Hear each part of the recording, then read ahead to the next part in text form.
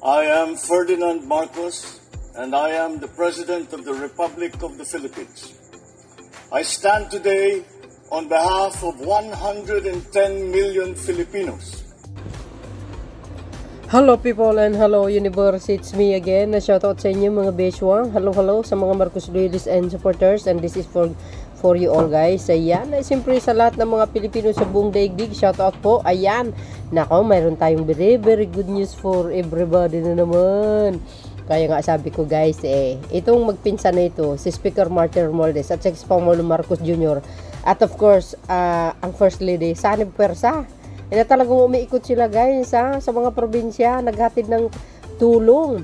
Si Speaker naman, Servicio Fair, Bagong Pilipinas, Caravan. 2 days po yan guys At si First Lady naman, ang yung Love for All niya, naghahatid po siya ng libreng konsulta at gamutan sa Love for All niya. Si Pangulong Marcos Jr. talagang nagbibigay siya po ng tulong ng milyones talaga sa mga LGUs. My goodness, 50 million, 10 million, 20 million, no? Tulad sa ginawa niya diyan sa Cagayan de Oro at saka sa sa Iligan, Zamboanga, Sultan Kudarat at saka sa General Santos. Naloka ako. So dahil dito guys, ito naman si Speaker Martin, kagagaling niya dito sa sa Cordillera itong nakarang linggo para dito sa Bagong Pilipinas. Ngayon na naman mga bes, nandoon po siya sa lugar ng Cagayan de Oro. Oh my goodness, agay. May 16 ito guys, 2024. Maayong buntag mga Cagayanon. Kasing init ng inyong pagtanggap sa amin ng aming dalang serbisyo at tulong mula sa ating pamahalaan.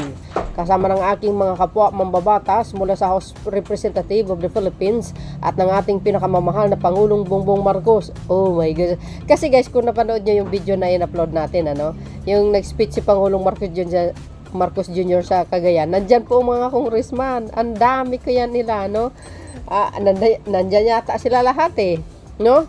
So, biniro nga sila ni Pangulong Marcos Jr. Wala naman daw Congress hearing ba't nandoon sila. Napakarami nila. But anyway, sabi po dito guys si courtesy po ni Speaker Martin Romualdez, higit 30,000. Nako, ang dami niyan guys na Cagayanon. Ibig sabihin 13,000 people agay from Cagayan po ang ating napagkaluban ng tulong at serbisyo mula sa iba't ibang programa sa ilalim ng pinakamalaking serbisyo karaban sa ating bansa, ang Bagong Pilipinas Servicio Fair. Oh guys sa mga kababayan natin, nasabi ko sa inyo, lagi ko sinabi sa live, sa bagay hindi naman sila lahat nanonood sa akin. Always prepared sa inyong mga papilis na ano bang dapat i-avail nyo, tulad ng NBI, PCO, DOH, DSWD, DTI, DSWD, ay ang dami, PSA. Oh, di ba? Pagkakataon nyo yan kasi libre mga bes. I-avail nyo yung i-avail nyo kasi dinala na mismo ng gobyerno ang serbisyo para sa inyo. Hindi na kayo pupunta sa inyong mga dapat pupuntahan. Sila na pong pumunta. Yan po ang sinabi ni Pangulong Marcos Jr. at ni First Lady at si Speaker of the House. Nagsanib puwersa po sila talaga sa pagtutulong. And of course guys, kudos sa mga congressman. Talagang sanib puwersa sila na tinulungan ang kanilang Speaker of the House, ang leader nila, si Speaker Martin. Ang sabi pa dito guys, sama-sama po nating paunlarin ang isang bagong Cagayan de Oro sa ilalim ng Bagong Pilipinas. Ay wow. Alam nyo guys, hindi lang po Servicio Fair na mag-a-avail ka kahit anong gusto mong i-avail. May kasama pong yung tulong sa mga estudyante diyan, sa mga scholarship, At ganoon din po ang mga tupad nakatanggap din sa araw na 'yan. Bakit? Guys, ay yung mga naka-red dito, tingnan nyo ito. Dako kayo nato ni nga garbo nga atong gi-welcome ang atoang Speaker of the People, the Speaker of the House of Representatives, Ferdinand Martin Romualdez. Apil na pod ang atong 51 ka mga kongresista nga niya dinhi karon. Nagpakita nga kami sa Kongreso nagkakaisa upang maglingkod ng ating bayan. O sa tanan nato mga national government agencies, mga regional directors, naapoy mga, ay naapo day si Mayor Nadia Imano. Asan si Mayor? Naaputay Mayor ni Adinhi, si Vice Governor Nelson Dayanghirang sa Davao Oriental, ug sa tanan mga officials ug sa atong mga barangay captains pod nga niya dinhi karon. Pasalamat ta sa ilang presensya. Mga igsoon, kay balo mo, karon ra gyud ang higayon nga naay usa ka Speaker of the House of Representatives nga mobisita dinhi sa atong syudad. Dili lang nga mobisita kundi muhatag og ayuda ug mag-deliver og services sa more than 230 programs of the national government through 33 national government agencies. The scope and magnitude of this event is unprecedented. Una-unaagan ninyo mga igsuon, more than 35,000 beneficiaries ang makakuha og serbisyo sa atong gobyerno karong adlaw ug ugma. Kana siya nagpamatuod sa kabuotan o kamaayo sa ato ang Speaker of the House of Representatives, si Speaker Martin Romualdez. Kay kabalo na mo, wala pa gini nahitabo sa ato . So Mr. Speaker, on behalf of the tens of thousands of people who will receive your ayuda this day, and for the rest of the people of Cagayan de Oro City, please accept our humble and heartfelt gratitude. Mabuhay po kayo, Mr. Speaker, at mabuhay po ang bago.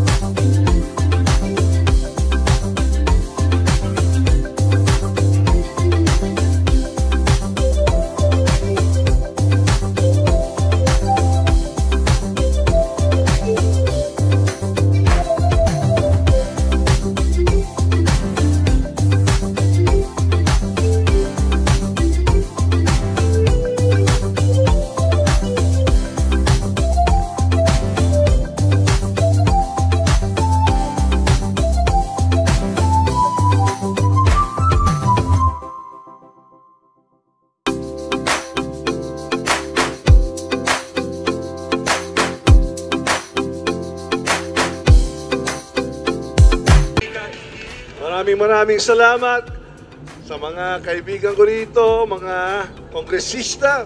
Pakilingkod lang po at siyempre, daghang salamat sa mga kayanons na sa itong napakainit ng pagtanggap sa atin at sa ating bagong Pilipinas Servisyo Fair.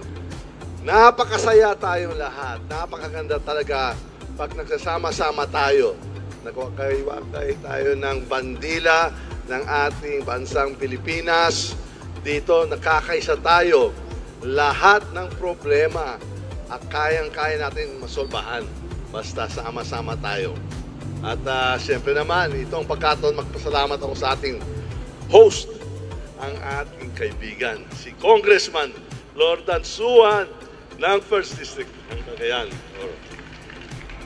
Salamat ha. Napakaganda ang mga arrangements at preparasyon. At siyempre sa mga kaibigan natin, kagaya ng ating mahal na kaibigan si Chairman Congressman Rufus Rodriguez din ng 2nd District. Andito si Mayora Aymano, kaibigan din natin ang kapatid niya, si Congressman. At siyempre sa mga liderato natin ng House of Representatives, kasama ko dito ang ating Majority Floor Leader, Manix Dalipe ng Zamboanga City. Kung saan lang tayo ay nakatapos ng isang bagong Pilipinas Servisyo Fair. Hanggang ngayon, masaya ang mga tiga Zamboanga at galing din dyan si Lordan, kaya sinundan ni Lordan itong Servisyo Fair. So, asahan mo, yung naranasan ang mga Sambuangenyo mararanasan dito tayo sa Cagayan. Masaya ba tayo lahat? Kasi masayang-masaya ako. Napakaganda talaga ang Cagayan de Oro City. At siyempre, nakikita natin, napakaganda din kayong po lahat.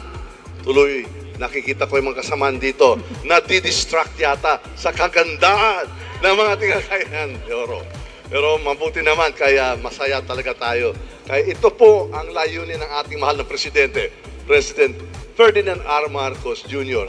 At mamaya po, lalapag rin siya dito sa CDO at siya rin magbibigay ng payout sa mga farmers at fisher folk natin.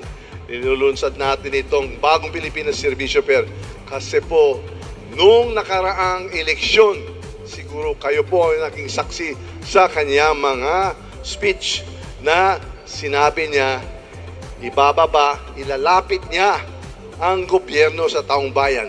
Ito po ngayon ang nangyayari. Nandito po tayo lahat, yung buong gobyerno nandito sa Cagayan de Oro. Kaya nagpapasalamat ako sa lahat ng mga departamento, sa lahat ng mga ahensya, the department heads, the USEX, the ASEX, lahat ng mga regional director, lahat po ng tumutulong dito. Lalo dito sa ating grupo ng Bagong Pilipinas Organizers. You're doing a great job. Keep up the good work. Palakpakan po natin sila. Siguro nag-iisip kayo, ba't nandito tayo lahat? Ang dami mga congressman. Sa totoo lang, ako rin, nagtataka ko, bakit ang dami-dami mo dito? Kagabi, nag-adjourn tayo alas 9. Mas marami yata ang nasa entablado ngayong umaga kaysa kagabi sa Kongreso. Anong ibig sabihin nun?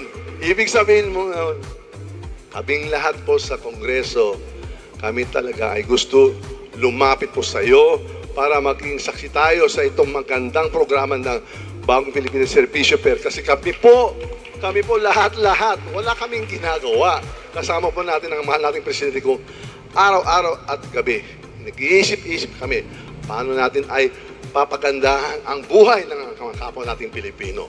Kaya dito po sa ating pagsamahan sa Kongreso, sama-sama din kami na gagawa kami ng batas. Yung batas ay yung sinasabing national budget.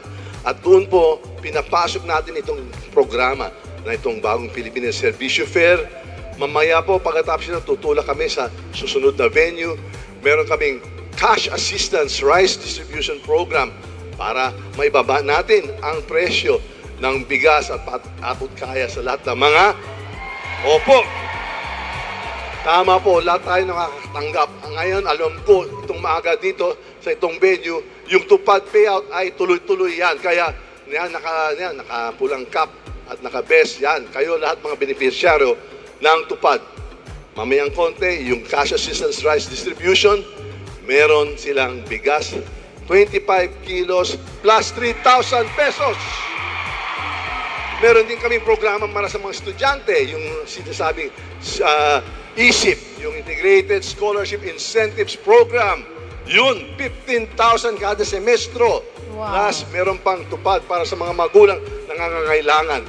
Kayo po, mga kabataan, kayo po ang ating pag-asa ng kinabukasan ng ating bansa. Meron pa rin tayo iba pa mga programa. At kami po, pumupunta man dito sa Cagayan de Oro para makikita natin kung maayos ang pagbaba na itong mga programa. So far, nakikita natin sa 17 probinsya na ito, bisita, gumaganda lalo kada bisita natin sa mga probinsya.